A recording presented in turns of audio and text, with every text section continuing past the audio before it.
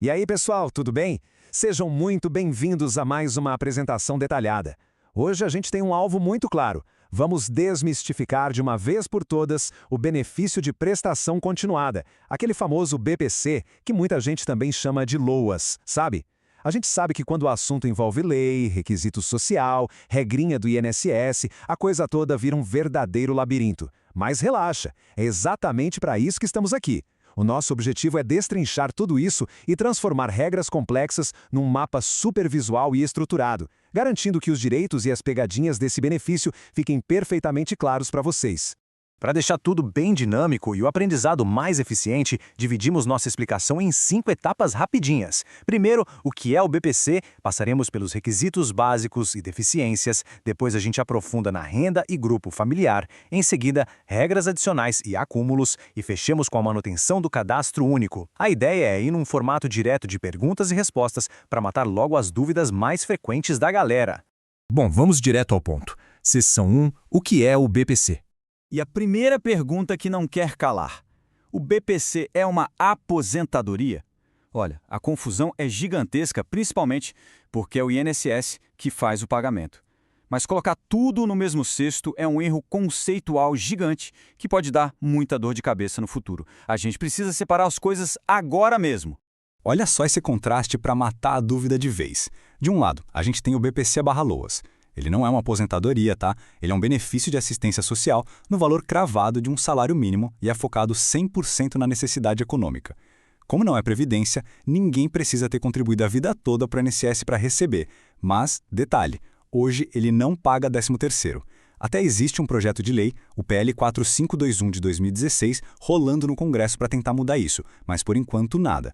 Do outro lado, a gente tem a aposentadoria clássica. O trabalhador contribuiu, tem um retorno baseado nisso e, claro, o 13º está na conta. São mundos totalmente diferentes.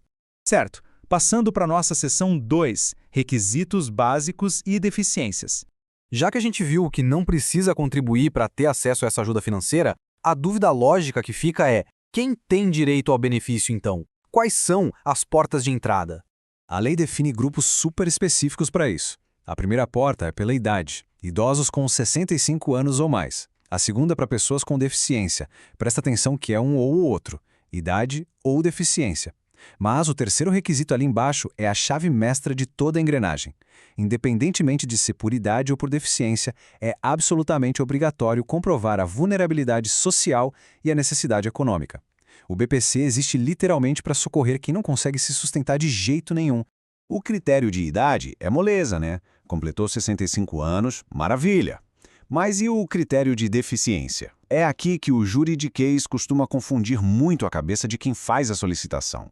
O que é realmente interessante notar é que a lei não joga palavras como incapacidade ou invalidez de forma solta por aí. O termo técnico, coração da coisa, é o impedimento de longo prazo. Para ter o direito, essa condição, seja ela física, mental, intelectual ou sensorial, tem que durar comprovadamente pelo menos 2 anos. E vai além. Essa condição precisa criar barreiras que impeçam a pessoa de participar plenamente da sociedade em igualdade de condições com os demais. Ou seja, se for uma incapacidade para o trabalho que dure mais de 2 anos, ela já se encaixa como uma luva nesse conceito. Avançando para a seção 3, renda e grupo familiar. Segurem firme, porque esse é o clímax da nossa análise e onde a imensa maioria da galera acaba se enrolando nas regras. Já que a vulnerabilidade econômica é regra obrigatória para todo mundo, como é que a lei mede, na ponta do lápis, o que é necessidade? Guarda esse número com carinho: 1/4 do salário mínimo. Esse é o limite per capita, ou seja, de renda por pessoa da família todo mês. É o marco inicial administrativo do INSS. Agora, um parênteses importantíssimo. Na vida real, a jurisprudência nos tribunais costuma ser um pouco mais flexível com isso. Muitas vezes, através de uma análise socioeconômica bem minuciosa caso a caso, dá para conseguir o BPC, mesmo se a renda passar uns trocados desse limite, desde que fique provado o estado real de miséria da família. Então a gente entende que precisa dividir a renda da casa por quem mora lá. Mas para fazer essa conta, quem compõe o grupo familiar afinal? Atenção redobrada a essa lista que está na lei. A conta é muito específica e exige que o pessoal viva sob o mesmo teto. Entram no cálculo o próprio solicitante, o cônjuge ou companheiro, os pais ou a madrasta e o padrasto, os irmãos solteiros, os filhos e enteados solteiros e os menores tutelados. Somente essas pessoas.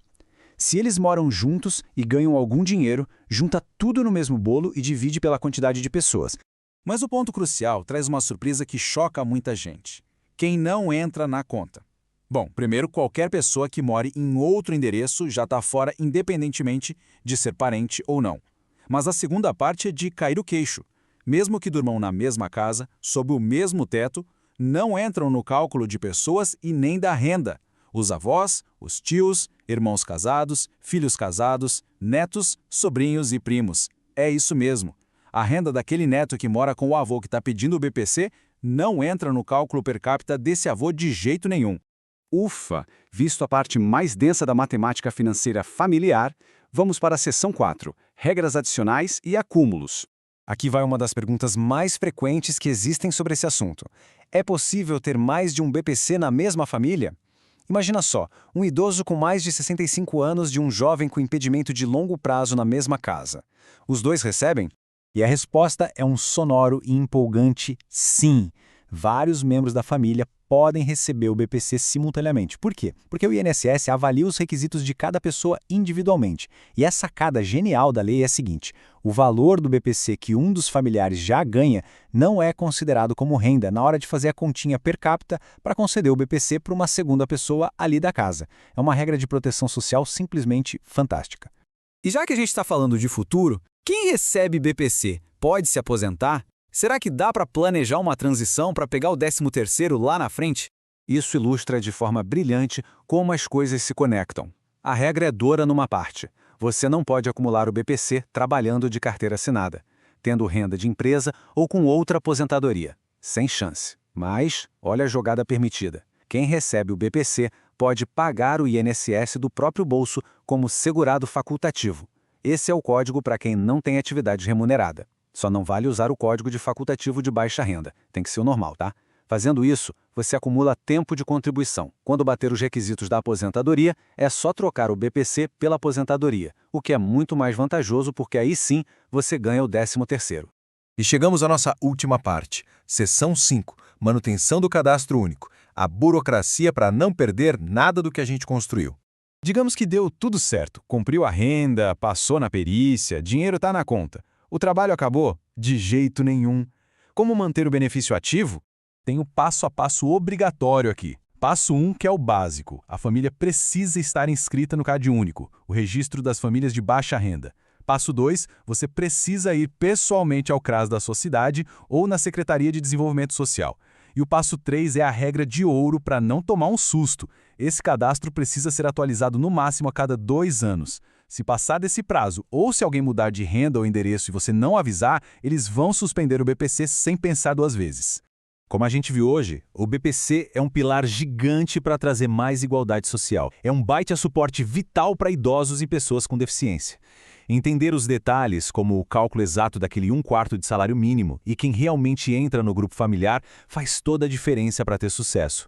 Mas o mais importante de tudo é manter esse direito. E eu fecho com a provocação que está na tela. Conhecendo todas essas regras rígidas, o cadastro da sua família está totalmente atualizado hoje para garantir que não vai ter corte? Cuidar disso no CRAS é o que protege quem mais precisa. Um abraço para todo mundo que acompanhou a nossa explicação e até a próxima.